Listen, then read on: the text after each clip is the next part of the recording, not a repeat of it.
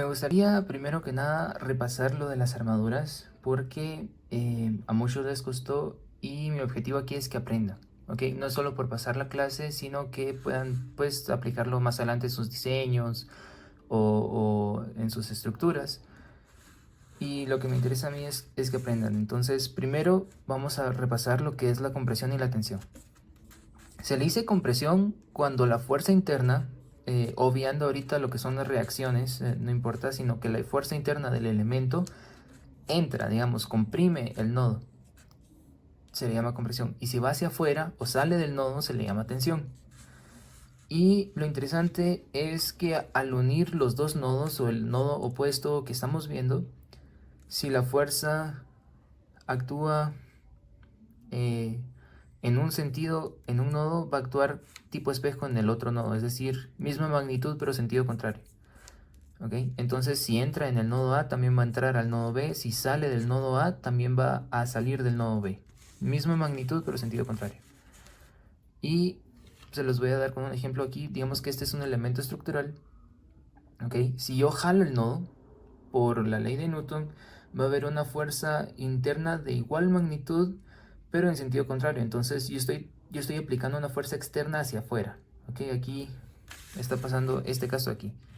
¿Ok? Yo estoy aplicando una fuerza externa hacia afuera y adentro, no sé si lo logran ver, pero adentro hay una fuerza interna de igual magnitud pero en sentido contrario, que es la que está aquí. Mira, aquí sale del nodo, es tensión, y aquí sale del nodo. Entonces cuando yo estoy jalando esto, hay una fuerza interna que sale del nodo en sentido contrario para que esto no se rompa. Y en el caso de la compresión es igual. Voy a buscar el lapicero aquí, porque esto tiene rigidez. Si yo intento comprimir el lapicero, si yo intento empujarlo así, hay una fuerza interna de igual magnitud que está empujando las esquinas o los nodos en dirección opuesta para que no se rompa el lapicero. ¿Ok? Y clasificamos los esfuerzos o las fuerzas que resisten estos elementos o que están sometidos de tres formas: axial, radial y transversal. Entonces todos los elementos tienen fibras. Por ejemplo, la madera trabaja muy bien axialmente, ya sea compresión o tensión, pero es más frágil cuando trabaja con esfuerzos radiales o incluso transversales. Y por ejemplo, en este caso las fibras están, digamos, en el eje X, ¿ok? Entonces, si yo le aplico una fuerza en el eje X, ya sea de compresión o de tensión, está actuando, o se le dice que es una fuerza axial. Si es una cortante, es decir, una que va perpendicular a las fibras a 90 grados, se le dice que es radial, ¿ok?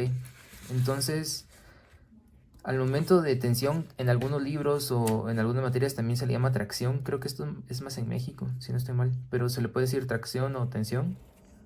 Lo que pasa es de que el elemento se estira y pierde una sección, un área de sección en el centro, y se redistribuye a las esquinas. Entonces hay más área, se deforma de esta manera, alargando las áreas de las esquinas.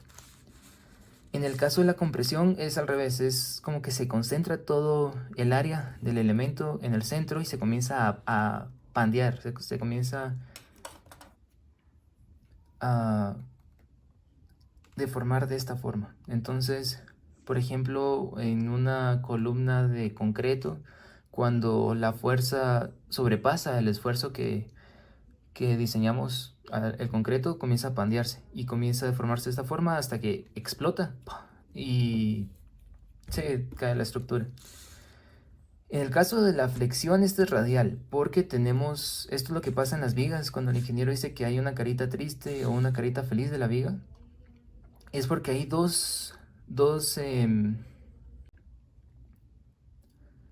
se le dice que hay dos reacciones, ¿ok?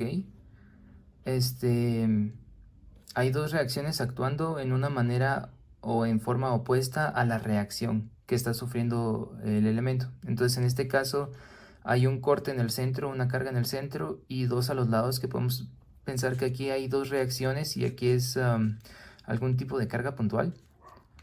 Y entonces se está deformando la viga de esta manera. ¿ok? Y esto es radial. Es cortante cuando hay dos fuerzas opuestas que la forman de esta manera. Entonces hay una fuerza como aplicando hacia arriba en un mismo punto y hay una fuerza aplicando abajo.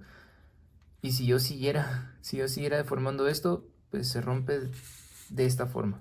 Una pieza va a terminar hacia arriba y la otra hacia abajo.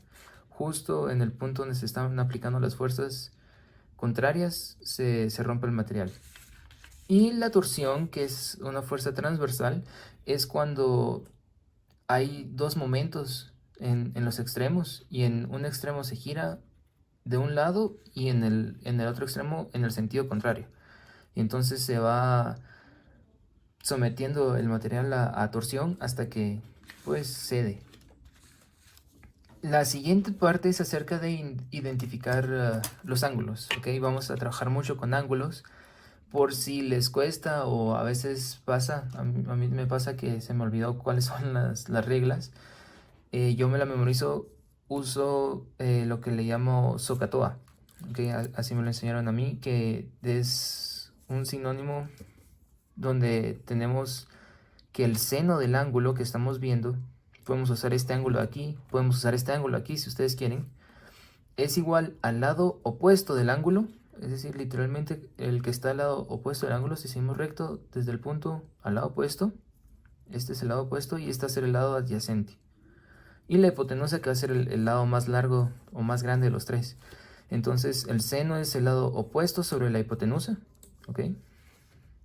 Y tenemos también que el coseno es el lado adyacente sobre la hipotenusa y la que más vamos a usar porque normalmente en una estructura dan alturas y largos o bases, pero no dan hipotenusas, entonces lo que más vamos a usar va a ser tangente. Tangente del ángulo es igual a opuesto sobre adyacente.